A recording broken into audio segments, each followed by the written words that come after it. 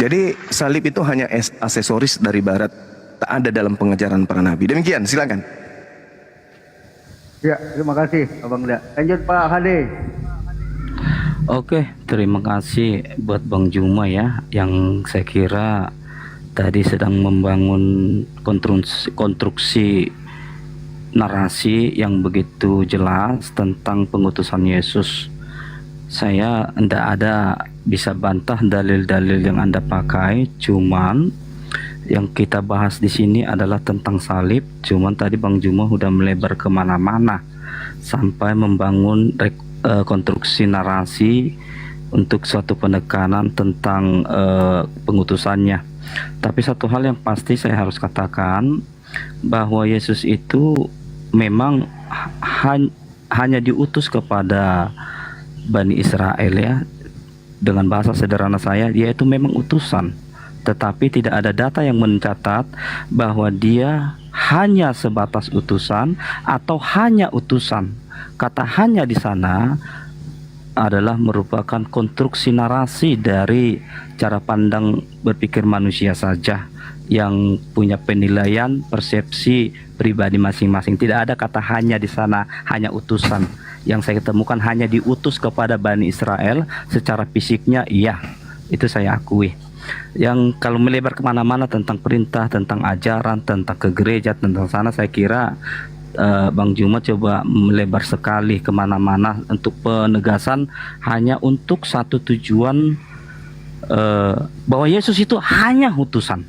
Terlalu naif saya kira, terlalu prematur tanpa melihat secara utuh. Kita kembali lagi kepada salib, karena yang mau kita bahas di sini adalah penekanannya kepada salib itu sendiri. Tadi saya katakan salib itu adalah bukti kasih Bapa kepada manusia dengan mengutus. Sekali lagi, Yesus itu tetap dia diutus atau utusan. Itu tidak akan tersangkalkan dan tidak terbantahkan oleh makhluk apapun, termasuk saya pribadi, termasuk makhluk malaikat atau makhluk gaib apapun dia jenisnya, tidak terbantahkan. Memang Yesus 1001% adalah utusan. Tetapi bukan hanya ya, ada bedanya. Yesus utusan, tetapi tidak ada disebutkan dalam kitab hanya. Silakan tunjukkan dalilnya mengenai itu. Saya tidak akan membahas ke sana tentang salib. Kembali lagi kepada salib, kita harus coba memahami salib itu apa, ya. Kalau soal dasar kenapa ya, agama yang lain tidak menerima salib Yesus, fine-fine sajalah dalam pengertian mereka. Salib mungkin saya tidak tahu apa, tapi dalam pemahaman saya salib itu kenapa harus ada dalam kekristenan? Karena salib itu tadi saya katakan bukti kasih Bapa kepada manusia. Yang kedua, salib itu adalah bukti kasih manusia kepada Bapa. Yang menjadi suri teladannya adalah Yesus yang diutus. Suri teladan apa yang dilakukan oleh Yesus? Nah, di sana harus saya coba sampaikan. Sebentar, ini kok HP saya panas pula ini. Bukan hati saya yang panas, HP yang panas, maaf ya. Oke. Ini HP ku di sini tulis baterainya kepanasan ini. Semuanya berawal dari HP. Iya, HP ku ini memang panas ini. Nggak apa-apa, kita lagi iklan sebentar. Oke. Waalaikumsalam. Oke, ya saya kan coba katakan tentang salib. Kenapa Kristen menerima salib tadi? Bahwa salib itu bukti kasih Bapa kepada manusia. Yang kedua adalah bukti kasih manusia kepada Bapa. Yang menjadi tolak ukur teladannya adalah Yesus Kristus itu sendiri. Apa yang dilakukan oleh Yesus sehingga dia menjadi tolak ukur daripada salib itu? Dia sebagai manusia yang diutus, atau dia yang diutus telah menjadi manusia, yaitu Yesus itu sendiri. Yang pertama adalah bukti kasih manusia kepada Bapa yang dilakukan oleh Yesus. Yang pertama adalah bahwa Yesus hanya melakukan apa yang menjadi kehendak Bapanya. Yang kedua, bahwa Yesus itu hanya menggenapi seluruh nubuatan yang dilakukan atau yang diucapkan, yang dijanjikan oleh Bapa melalui perantara para nabinya, baik itu Musa, baik Daud, baik nabi-nabi yang lain yang mencatat tentang dia, tentang Yesus itu. Nah, dua hal inilah yang menjadi bukti kasih yang telah diberikan teladan kepada manusia melalui pribadi Yesus. Apa itu melakukan kehendak Bapa? Ya, Yesus menjadi terang dan garam dunia.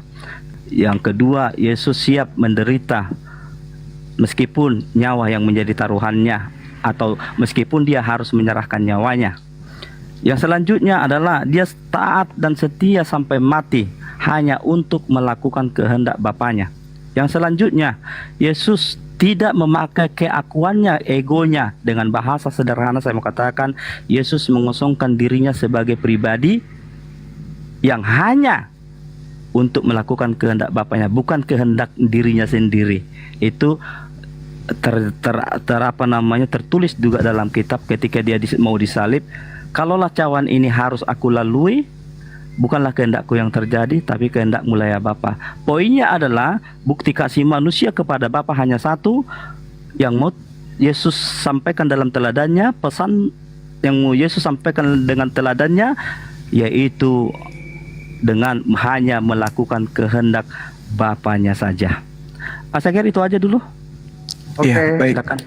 Jangan melebar kemana-mana dulu. Salib Iya. dulu, salib. Saya justru mengikuti arah pembicaraan Anda, saudara saya, yang kemana-mana, entah kemana-mana bahasnya tadi.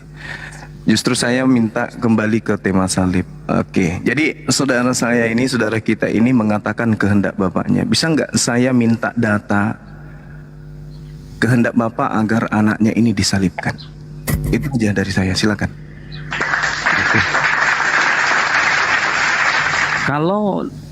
Kalau cuma minta narasi seperti yang Anda minta, karena itu kan narasi yang sudah ada di zaman sekarang, tentu dalam pikiran Juma ya. Tetapi saya akan coba ambil pendekatan narasi yang apa yang saya sampaikan, bahwa kehendak Bapaknya adalah salah satu melakukan kehendak Bapa itu. Mari kita coba lihat dalam sebentar ya. Kalau sesuai keinginan Juma, saya bisa jujur aja saya tidak bisa penuhi, karena narasi yang Anda bangun sekarang itu adalah narasi yang ada sekarang, sementara Yesus adanya jauh sebelum kita ada, ya, jauh sebelum kita ada. Oke, coba lihat Matius 26 ayat 42. Sana sangat jelas dikatakan, lalu ia pergi, saya ulangi, lalu Yesus pergi untuk kedua kalinya dan berdoa. Kata Yesus, ya Bapakku, jikalau cawan ini tidak mungkin lalu. Ini tentu penderitaannya yang dimaksud. Kecuali apabila aku meminumnya. Jadi Hilang Pak, suaranya Pak hilang, diulang. Pak Hadi, diulang ya Pak.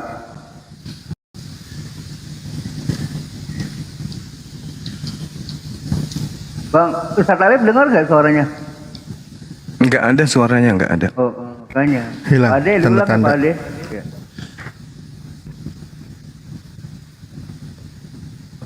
Lah.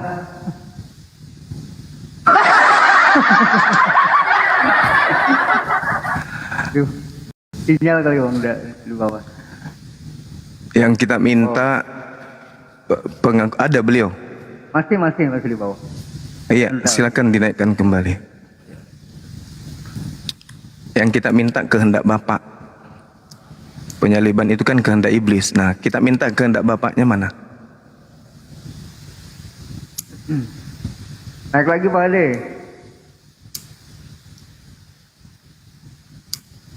Mungkin sama-sama kehendak Bapak, cuman beda Bapaknya. Seperti kata Yesus. Satu Bapak di Antioquia, satu Bapak di surga, Bapak di langit. Sama-sama Bapak. Nah, itu dia. Ayo Bang siapa namanya? Sitorus, silakan naik. Sudah lulus ya. Jangan bilang pulsanya habis lagi datanya. Ada naik lagi Pak. Enggak dong, kan persiapan sudah seminggu ini. Ayo Bang, naik Bang, semangat. Kita ditonton ini banyak orang. Oh naik lagi. Iya.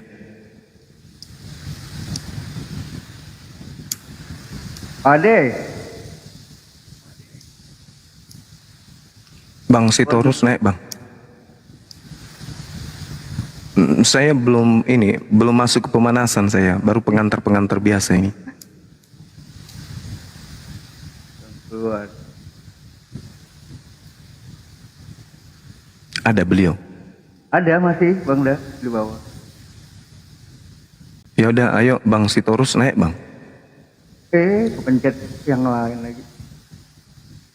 Pak Taurus naik lagi Pak. Nah ini Bang Sitorus, ganti akun. Bukan. Masuk aku.